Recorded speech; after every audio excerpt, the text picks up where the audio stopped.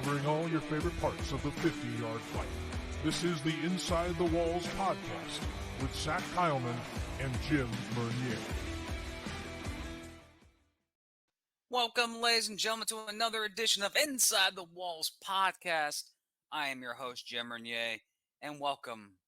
It's been a while. It's been a couple of weeks. Actually, it's been almost 2 months. But hectic off season delivers some time where you got to sit down, get in front of a camera, and talk about the sport you love. But ladies and gentlemen, remember, you can find us on Twitter at InWallsPod. Follow us on Facebook, Instagram, and Threads. We have Threads. Don't know why we use it, but apparently we do have it, and it kind of works. I still don't have access at InWallsPod. You can follow us on YouTube on InWallsPod as well, and also you can follow us on NationalArenaLeague.com for up-to-date videos, podcast, and breaking news of National Arena League news. I'm Jim Yang, of course. I introduced myself twice on this. Go figure. That's what I do. Little tidbit, little bit of show. How can you say this? Got to, do the laundry. Remember, got to get rid of the laundry. Got to clean stuff. Got to tell you what's going on. In the intro today, we kind of teased something that's getting ready. A new unnamed podcast is going to launch with the In Walls Pod brand with Joshua Jackson. Me and him will be doing our little thing under the brand, under the umbrella of In Walls Pod. That podcast should be launching here in a couple of weeks, hopefully within a week or so. We have some great guests already lined up, so hopefully you guys enjoy it. I'm looking forward to it. The idea of the show, I can't wait to have that. And there's also potential of more of that style of show happening with other individuals under the In Walls Pod brand. But Inside the Walls podcast, this show right here, is the official podcast of the National Arena League, and we'll be covering the National Arena League for the 2024 season. And I'm looking forward to it, as we have 7 new organizations in the National Arena League. As you know, a off season that is crazy. San Antonio and Jacksonville go to their separate ways. 2 other teams went their other separate ways as well. But Carolina stayed. Tumultuous off season, but Carolina stayed, and we got an additions of 7 new organizations with that, or excuse me, 6 new organizations with the Idaho Horsemen, the Colorado Spartans, the Sioux City Bandits, the Omaha Beef, the Topeka Tropics, and the North Texas Bulls. So in the month of October, I know everybody wants to say, well, Jim, you've been away for 2 months. What's going on? Off-season chatter is so crazy. By the time you do a podcast on off-season chatter, it's out of date the next day, or it's old news. But one thing I want to say about off-season chatter, here is what off-season chatter is consistent of. Rumors, truth, fake news, egos, actual facts. All of them collide, and someone miraculously will pick something out. And sometimes the facts may be connected to severe egos, and sometimes the false rumors are connected with individuals that think they know the sport. But eventually, the evidence and the truths will come out. The leaks will stop. The facts will come to the table. People who say certain things in the behind the scenes, said things are happening, that will eventually get leaked out. You'll be found to be a fraud, or you find to be that your information you had was all BS. That eventually comes out. That's the one reason why I don't do shows every single week during the time right after the championship games of all the leagues, because it's crazy mess. And people also came up to me and said, what are you doing? What's the new iteration of the show? Are you going to do this? Are you going to do that? The answer is no. The answer is no. And the answer is hell no. Those 3 no's are representing one 3-letter individual or association. No, and oh, hell no. Not going to happen. But there's certain things in the offseason, especially what happened in the National Arena League, it all spread. One thing about leagues, there's evidence, there's contracts, there's negotiations, there's everything that happens. But within that 2-month stretch, you can't really talk about a lot of stuff because the stuff you say on Monday is outdated on Tuesday, and Wednesday something else happens. That's why I didn't do a show, or Zach did a show, because these last 2 months are chaotic, and it's not going to end.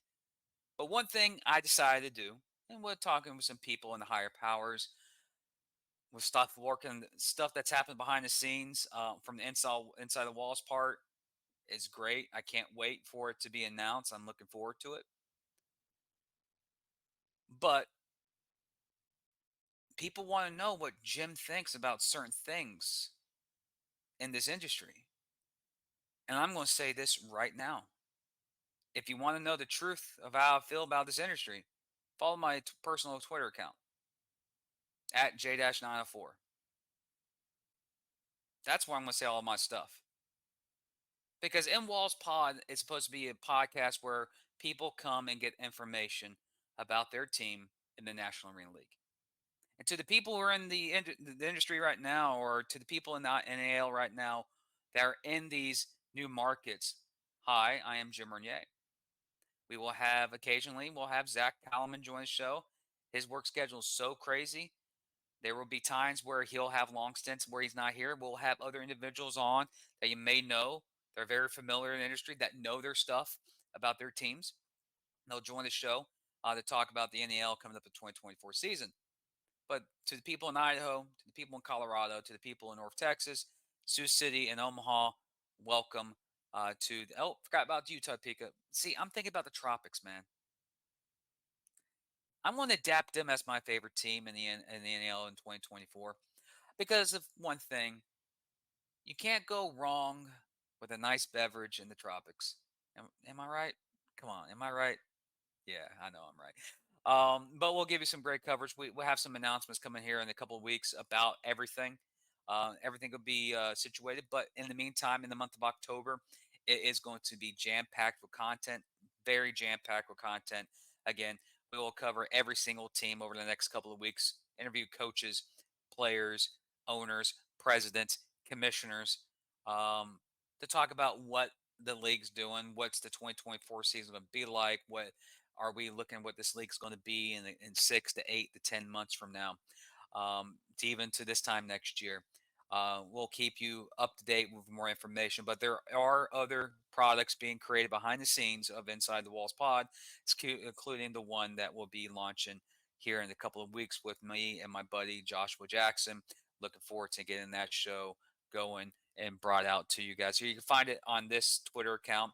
Might have its own Twitter account eventually. We might think about doing that, but remember, we'll keep you track. And remember, you know me, you know Jim. I bring the people that actually work in the industry, do everything in the industry, and give you the information from the sources. Because Inside the Walls podcast does not report on any rumors; it reports on facts. Um, so yeah, on this show, we are joined by head coach Brando Nergon of the Carolina Cobras and talk about what the Carolina Cobras are looking forward to in 2024, his identity that he wants to build there, the culture he wants to build in Carolina, the community, what the team's looking forward to, and what needs to be done to get back to the top of the NAL chain. Here is my interview with Coach.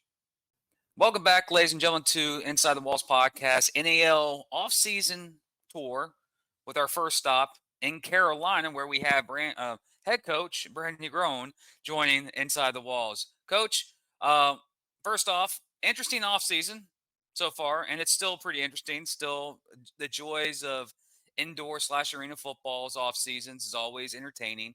But with you, new coaching gig, you're now the head man in charge. You've been with Coach Fuller, Coach Resinalo, and now it's your Carolina Cobras. So, Coach, welcome to the show, and I appreciate that you're joining us today. It's my pleasure. Thanks for having me. And yeah, I'm excited. I got a lot of cool things ahead of me. Well, I know there's a lot of buzz in the air from other leagues, signings, players. Free agency's going crazy right now, a lot of people. And you're making some additions. You got a vet in Donovan Raspberry. And I see that you're bringing back some veterans who have been associated with the Carolina Cobras over the last year. What is your goal for this year's team, or the identity that you want your Cobras to be here in 2024? Absolutely. So I think I wanted a mix of guys that have a chip on their shoulder a little bit, want to prove something to the indoor world, combined with guys that I can entrust in my locker room. So when I sign a C.J. Kane or a Shahan Williams, those are veterans that I bring into the locker room and know what they're going to bring to the team dynamic overall. I do want to open the door to a new era in Carolina. I think that we have an opportunity, given some of the league changes and some of the new teams that have come into the NAL, to bring some new guys on that can really showcase their talents, but maintain the level of football that's expected here in Carolina. I mean, we are perennially in the championship game year after year, and I'm certainly not going to be the guy to change that. So, I'm building a team that I believe can lead us to the championship, but I'm also building a team that I believe can finish the job. As I've said a couple times, we keep going to the prom, but we never kiss the girl. And, I want to finish this thing. I want the trophy back in Carolina. The team I'm building is going to be able to do that, I believe. Well, speaking about the trophy, you guys made it to the championship game last year in Jacksonville. How is the last couple of months, or actually it's been 2 months since the game? What's been the overall the chatter in Carolina about the Cobras? What's the fans thinking? What's the culture, the locker room talk after that game? Is it like a change of mindset for Carolina, or is it let's get the off season and let's go the next year, or is it just go go go? We know we're there, we're that close. Can we make that next step? I think it was a lot of different emotions or directions, whatever you want to call it. I think Mhm. initially we were shocked. I mean, if you look at that game, we were up 31-14. That winning touchdown was scored on a 4th and 19. Those are hard things to swallow, right? Mhm. I try not to watch the game. Of course, I have watched replays of it, but I try to avoid it. But I mean, as a coach, you watch back and you look at, what could you have done differently. The Mhm. thing that I'll tell you is, I got to coach under arguably one of the best football coaches in all of indoor sport, in James Fuller. I don't second guess any decisions he made in that game. Mhm. I think that our team overall just it was a long season in Carolina. It was just a long, long season For um, everyone. for everyone. Yeah, I mean, Yeah. the teams, falling out, and then the schedule adjustment put us on the road to Texas twice toward the end of the year. It was just draining, and so I think that I hate to say it, I just think that we ran out of gas in the second half. We just got tired. Mhm. We had so much emotion in that first half, and we came out guns blazing, and we were up. And then, I remember talking to the guys in the locker room at halftime and saying, guys, the first drive of the second half is the most important drive of a football game. It can make or break you. And then they threw that deep pass to Cameron Solomon that got them within four, made it 31-27. And I just think we just got to a point where we were just drained. And I don't think it was just the game. I think it was just the season overall. And so the initial, reaction after a game like that is you're somber, right? The team is quiet, they're sad, everybody's kind of internalizing it. Then you get home and everybody just kind of wants to get home and get out of here. It's a long season. A lot of these guys have been away from their families for 4 or 5 months. So all that happened quickly. And then, we get into off-season coaching talks and negotiations. And, I don't know all the details of Coach Fuller's departure. But half of it is I'm sad, obviously, because I got to coach under a guy that I became really close to. Mhm. But the other half of it is Jim, I'm the head football coach, and as a coach with goals and aspirations, you don't turn opportunities like that down. Mhm. And this means more to me simply because this is home, man. I live 10 minutes away from this arena. I'm sitting in the arena office right now. So, I'm not going to be somber about it too much. I'm going to celebrate the fact that I'm the head football coach in Carolina, and I'm going to get to work with my coaching staff and signing people. As you've seen, I've moved pretty fast since I got announced as head coach. Well, in this industry, a lot of people don't understand between the months of August and probably you can say February-ish, but February maybe a little too late. It's called money season. It's the money Right. season Yep. where coaches, GMs, presidents of these organizations, they're out on the grind getting sponsorships, trying to get, advertisements. And people don't understand that. People think there's a silver spoon out there or this great hero that's in the distance that will come in with these imaginary numbers saying that we're going to fix it all. And never happens because that magic spoon's not there and the promises are open and will always be open because they'll never execute. You, same with people in Jacksonville, same with people now in Idaho, Colorado, like Travis, Coach Shaw, and you got Ricky in Omaha. You got the guys in Sioux City. You got the guys in Topeka. Like in our new team in North Texas. Like it's go time. It's like there's done. We're at the point where you're done naming teams. It's time to go make some sponsorships and make some monies. And for your instance, it's as off. People don't understand how it's an off. The off season is the grind. Yeah. Coaching is the fun part.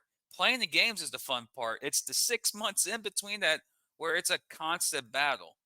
And That's that's right. one thing I got to respect for Coach Gibson in Jacksonville, Manasseh up in Albany when the Empire were here, and you, Coach Resnalo, Fuller, Shaw, all these coaches that were associated, Coach Tate over in West Texas last year.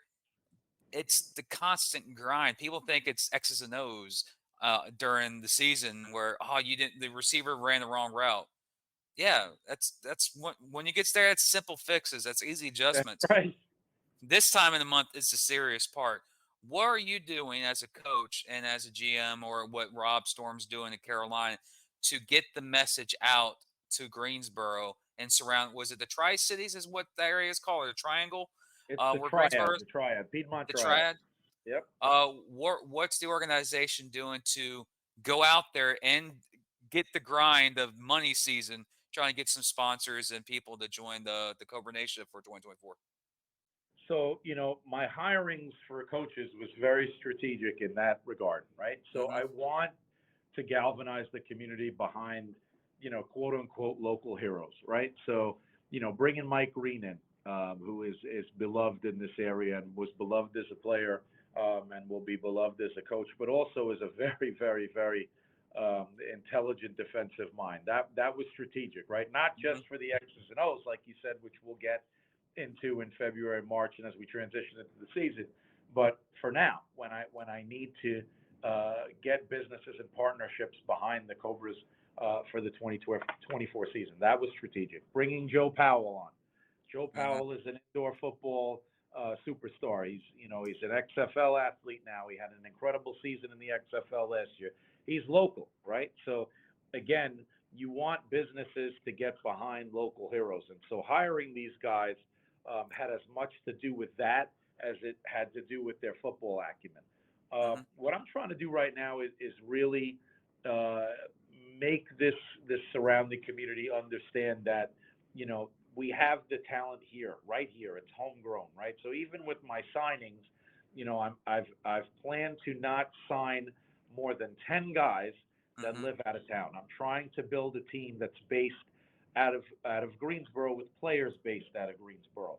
Again, that will attract the type of partners that I think the team needs to continue to move forward.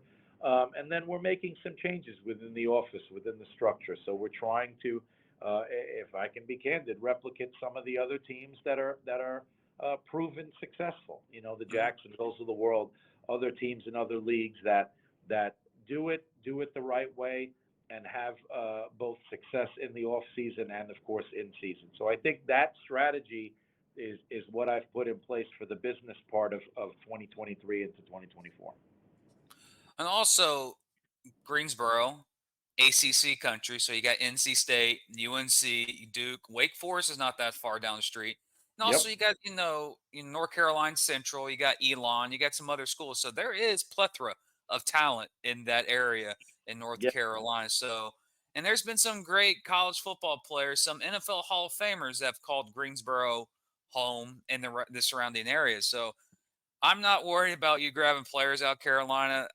There's players that only played Carolina. Like I think Yeah. Adam Smith only plays in Carolina. It seems like We every love year. him for that. We love him for that, and we're hoping he'll come back too.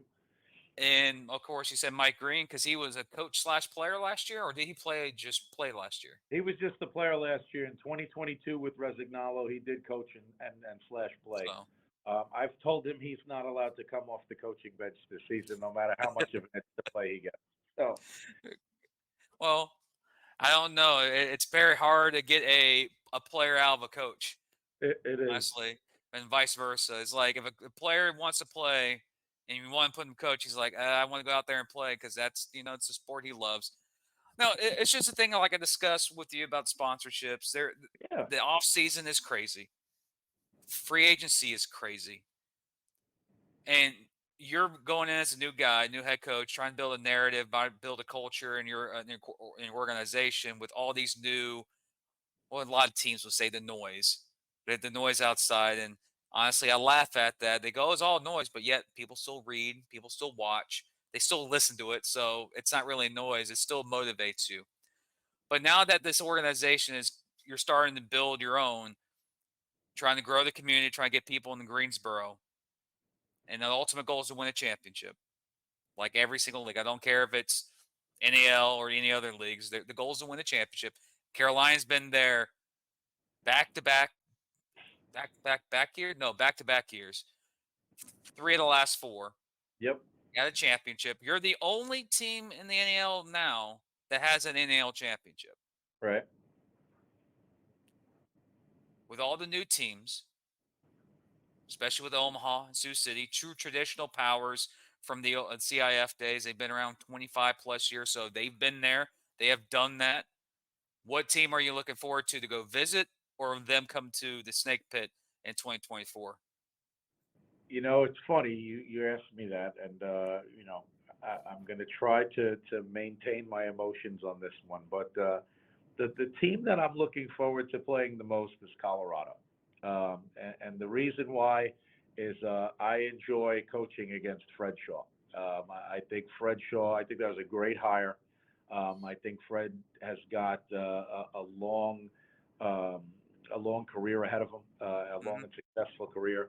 The games are always competitive, and so I know that he's going to put a team together that's going to be competitive on the field, and it's just going to be fun. There are little things that happen during a game when you're coaching against Fred Shaw, just looks that we give each other from one sideline to the other, and I'm looking forward to that. And then look, I'm looking forward to going to Idaho. I have turned down trips to Idaho multiple times, and now I have no choice but to go. You have an So excuse now. I'm excited to go. As far as Omaha being a powerhouse and some of those other teams, yeah, I mean I get it. They've won in the CIF, but respectfully, like you started the question off with, the power in the NAL remains in Carolina until proven differently. And I don't intend to be the coach that changes that identity. I intend to be the coach that not only carries out that identity, but finishes the job. So, we're going to play anyone who comes to the Coliseum. We're going to play anywhere that the NAL sends us. And I'm excited about the competition, albeit new teams. I think it's a credence to the NAL, man. Look, we may have taken a little step back last year to kind of readjust, and some teams had to go. But look, here we are, survived. 8 teams, I think we're going to have in place when the season starts. So, chances are, knowing the powers that be, they'll expand on that going into the season afterwards. So clearly the NAL is not going anywhere, and that's why I love the league, and I'm excited to coach Carolina and lead us to an NAL championship.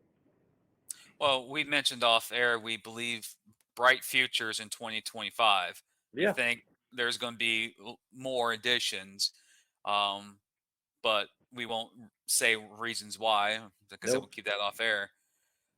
But there are a couple of matchups that, like, as everyone knows who watches Inside the Walls, I'm a diehard Sharks fan, Shark supporter. And when I heard about expansion rumors from the NNL, it's like, oh man, I would love to go to Omaha. I love the name of their building, the Slaughterhouse. That's pretty cool. I just love that name. Yeah. But I've already built up a relationship with Ricky behind the scenes, so I may still get a chance to get to the Slaughterhouse next year. So I'm looking forward to that probably. Uh, but the we've talked about the off season, and everyone wants to know when's the schedule coming out. Is it 12? Is it 14? Is it 18? What's the schedule and what's the number of games? So that's always the question. And that's all. That's my job. That's my job to hype everything up. Uh, but I asked this to many coaches before, and they like, I don't care schedule wise. We play whoever play. As a coach, would you rather have a back heavy home slate or a front heavy or just mixed in between? Like I asked this to one coach last year. He goes, I love to have a back heavy home. So you just have to steal a couple road games early in the year and just secure your home field at home. So you're basically sitting at home for the playoffs. What do you feel about that? Is it just come as go, or you like scatter, or fill the back half of the schedule with home games, or what? There's two different parts of me that are gonna give you different answers, right? So you mentioned the business part of it, right? So, you know, I'm kind of used to. I think the last 3 or 4 seasons, our first Hmm. game is always on the road. Um, and I've never minded that. I think it's good to go on the road because you any nerves about coming out in front of the home crowd, so you just don't worry about that, right? You go on the road, you Correct. play football, you really don't think about it. So I've always been cool with the first game on the road. I like it to be a little home heavy in the beginning because from a business standpoint, that means we're bringing in revenue, right? And so, Correct. that's always good for the organization. It's good for the team. It's good for morale, especially if we do win that first road game. Then we come home, fans are all excited and all that good stuff. So I don't mind it being home heavy in the beginning. And then as you get to the end, I'd love it to be balanced, but I mean, it is what it is. I mean, Hmm. I think as you're getting to the end, once you kind of know how things have settled out, like if you know you're going to have home field advantage through the playoffs, then you really ain't worried about where you're playing the last 1 or 2 games of the season because you Yeah, know you're coming back home. And and that's so additional revenue too. Home games. Right. What? Yeah. Yes. So I think I like it home heavy in the beginning. I'll play that one game on the road, just get all the nerves out, Hmm. and then we, just let's get the home games, let's get the arena packed, and let's get the revenue for the organization. So, what are the any theme nights, or is that still way too far in the future to Nah, even I look mean at? we'll do the traditional stuff. I think we always do Star Wars night. I like that. Everyone does now. Yeah. I want to keep that going. I've talked to the owners about obviously doing more Hmm. during that night. That's probably the only one. I mean, I know we'll do military appreciation, which we always do, and I love that. I think last year we did. I think we called it Cobaritaville or something to that effect with the beach and all that stuff. I don't know if I'm a huge fan of that, so we may change that up. But Star Wars and military appreciation for sure. Well, because those are the two hits. Yeah, Anything Star Wars, you're gonna have kids come out of nowhere because they want lightsabers. that's That's how it right. is sometimes. So we're wrapping up. We're still in off-season mode. It's only October. The season ended 2 months ago. Stuff doesn't really kick up. Camp's not until like either late February or early March, depending on where the season decides to kick off. What's the next milestone? Where you want to be as a coach, where you feel good at for your organization? Let's say in a couple of months, like January time, where you want it to be, where you want your team to be at in January. I want to be pretty set on the roster, Jim. Hmm. I know we're going to go into camp with anywhere between 30 to 35 guys, um, and I'd like to kind of have as much of a vision of what that team looks like prior to hitting the field, right? So that the guys that are there that are on the fence, I want them to really have to prove it to me Hmm. for me to have to make any kind of significant change on the roster. And the reason why I say it like that is we do so much work looking at players between now and then that to know that we did all that work and then be wrong about a player come March, just seems like a lot of wasted time, right? So Hmm. I want to be pretty set on the team. As you can see, I'm already set on coaches and so forth. What I'm working on right now, beyond just the business and partnership stuff, is I'm really working on the player experience, right? So I don't want to have to worry about housing. I don't want to have to worry about food. I don't want to have to worry about any of those fringe benefits that the players get in addition to their game pay uh, come January. I want it all in place and ready and ready to go so that when we do get to March, it really is all about football coaching and making sure that we're Hmm. putting the best product on the field. As you asked me what my vision looks like between now and January, where I want to be, that's where I want to be. I want to have knocked out all the business stuff and really be in a place of comfortability as it relates to the business and player experience. And I want to be able to be a football coach with my coaches, my staff, my players, and put all the emphasis on football product as we transition into the new year. Uh, Last question.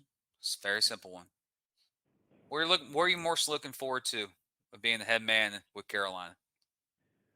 Uh, God, that's such a hard question because the typical answer is I can't wait to hoist the trophy and all that stuff. Mm, And don't get me wrong, that's part of it. But what I'm most proud of, Jim, is my kids have really just they're always around, man. During mhm, my coaching, whether I'm an assistant, whatever.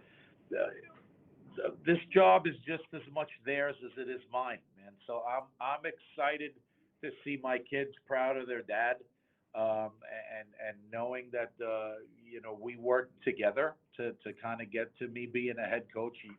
You'd be surprised of the village that I have behind me to get to where I am today. So I'm looking forward to them being able to celebrate that achievement.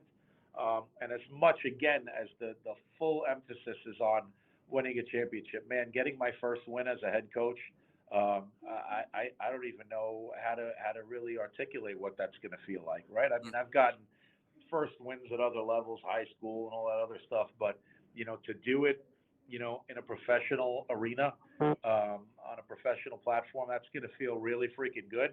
mhm. I'd like to get it in week one so I could get all of that over with, and then focus on the bigger picture at hand. But probably those two things, man. Doing this with my family, walking out into the arena wherever it is, whether it's here at home, and knowing my family was integral in me getting there, and then of course getting that monkey off your back, getting your first win. Well, thank you, Coach, for joining. There's how can I say 5 months until the season starts, so there's Yeah. plenty of time. And as for me, I got to do this little semi road trip around the league. But Coach, I want to say thank you for coming on, joining. I've been off the air for quite a while because it's an interactive and very chaotic off season so far. But I appreciate you joining Inside Walls, and don't be surprised if I give you a call later in the year to get you on the show again to talk Okay. about where the Cobras are doing for a game certain week. Like if you watch the show, we know what you know what we do on here. We hype Yeah. up games, preview games. Don't be surprised if you get back on the show. I give you a call later. Let's say during the football season, of joined by what's going on in Carolina. I would love that, and you just keep doing what you're doing. You're a great representation of our league. I know as a coach, I appreciate that, and just continue doing what you're doing, man. You do a great job. Thank you. Appreciate it, Coach. I want to say thank you to Coach for joining me again. Not a long episode, ladies and gentlemen. Want to give everything what's going on. You know what's going on in Carolina. A lot of community stuff. A lot of hard work. Want to get players into Carolina that want to play Carolina, keep that hometown feel. And that's one thing about Carolina that they have in the history. Everybody, even look at all the players who's played there in the past, from Trey Long to Kendrick Ings, they all have a connection with Carolina in some way. And I really see Coach really keeping that narrative alive in Carolina. So with that, ladies and gentlemen, I told you the show's not going to be long. A little update, some laundry. Got to get the laundry out so you guys know what's going on. I look forward to having an updated schedule of what's going on next week. But next week, or next month, excuse me. But next week, we will have Coach Shaw of the Colorado Spartans on the show, talk about what's going down in Colorado for the 2024 season. And hopefully by next week, there'll be some upgrades to some equipment. I do have some upgrades, so trying to figure out why my computer doesn't like it. So hopefully you guys join next week. Hopefully we will be joined by a new member of the Inside the Walls podcast crew and to talk about the NAL and the future of the NAL and also what's going on in both Idaho and Colorado. Remember, ladies and gentlemen, you can follow us on Twitter at NWallsPod, on social media everywhere, Twitter, Facebook, Instagram, Threads, YouTube. You know where to go. Follow NWallsPod. And if you want to get a hold of me, of course, follow my personal account at J-904. Send me a DM. I may not answer. It's up to me. Again, you can message me. I'll do it. Or join our Discord page. Link is in our description. And to join a very interactive page itself. So with that, ladies and gentlemen, I'm Jim Renier. Hope you have a beautiful rest of your day. And we'll see you next week for another edition of Inside the Walls. Take care, folks.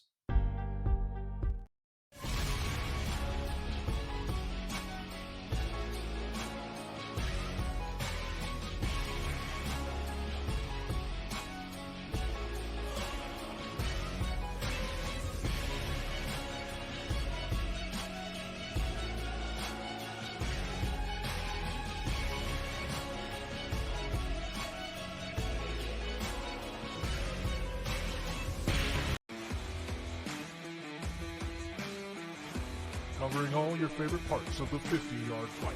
This is the Inside the Walls podcast with Zach Kyleman.